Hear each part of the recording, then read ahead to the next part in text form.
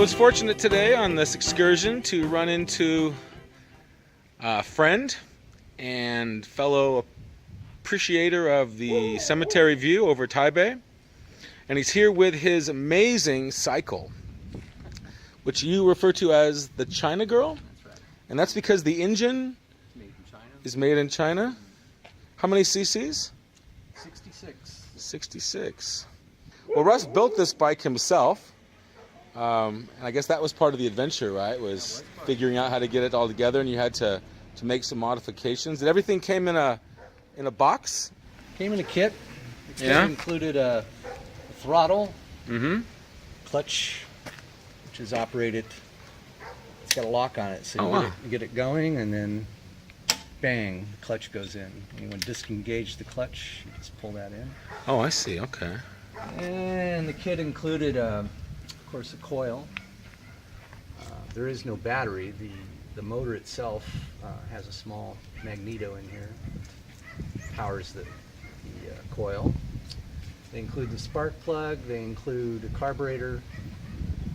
They include the gas tank and a fuel valve, which I replaced, and chain, rear sprocket, which bolts onto just a standard bicycle wheel. It's got a few metal plates in there with like rag, which is really like the tire material that's behind there.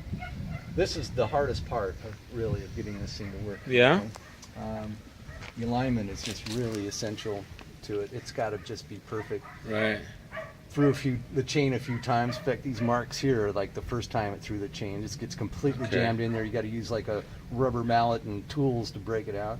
This is a chain tensioner, and some guys don't use this, but I do. It's also a good guide. And so they include that, chain tensioner. What else?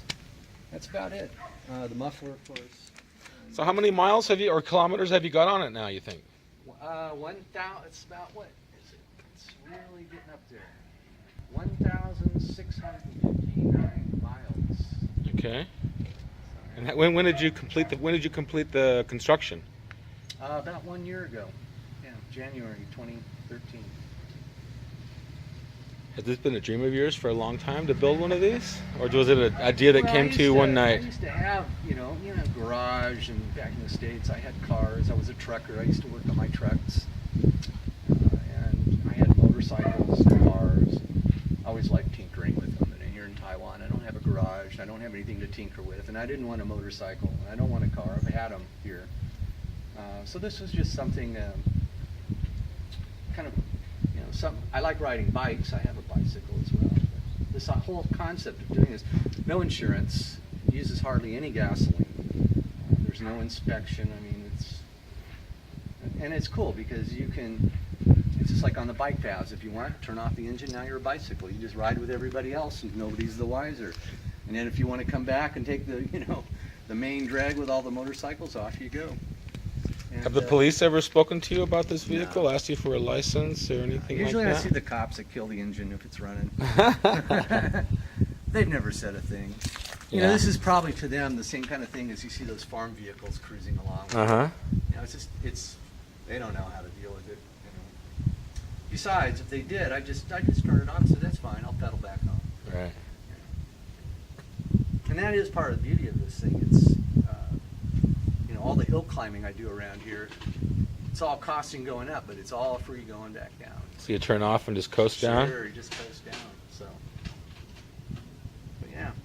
And these motors, the motor cost I think like $150 for that kit. And the bike I bought was a used bike here, $20. So you've had other motorcycles here. Yeah. Yeah. What was your first scooter or cycle when you came to Taiwan? The first one was like one of those Sanyangs, it's a motorcycle. It's got kind of a teardrop tank on it, Blue one? No, it's black. Black. Okay. It's a black one. No, actually, I think it may have been a Honda. It was unusual, a little bit unusual. So I had that, and then a buddy gave me a car I drove for a while. But you rode in the States as well? Oh yeah. Bikes? Yeah. Oh yeah. I had the first one was a Honda 305 Dream. It was quite an unusual motorcycle. Pressed frame, not tubular. So it's like they press two shapes, put them together. That was the frame. Had that, and then I had a 71 650 Yamaha for a while. It was like a Triumph copy, Japanese Triumph. Had that, and I had actually before that I had a Honda moped, 50cc moped. So this kind of reminds me. And back then, California, nobody had a moped. A moped was like the silliest, most laughable thing you could ride. You were just laughed at. Just, what an idiot. Why would you ride something like that, And it was actually very impractical for California. But yeah, these are cool. And there's a whole, there's a bunch of people that build these and really get into it. Guys that are mechanics, and they trick them out, Right. I baby this thing, so I think that's why it lasts. You give it to a kid, he's going to go, Well, that's what I wanted to ask you, actually, because after watching your videos, I see that pretty much 29 would be your max. Is that right? Under motorized power, you won't really go above 30? Above that, the vibration and just the way the bike feels, it just doesn't feel much safer after that. Yeah. But there's a story, there's a guy that had one of these. He has a bunch of them. So there was one, he literally tried to blow up. He just couldn't do it.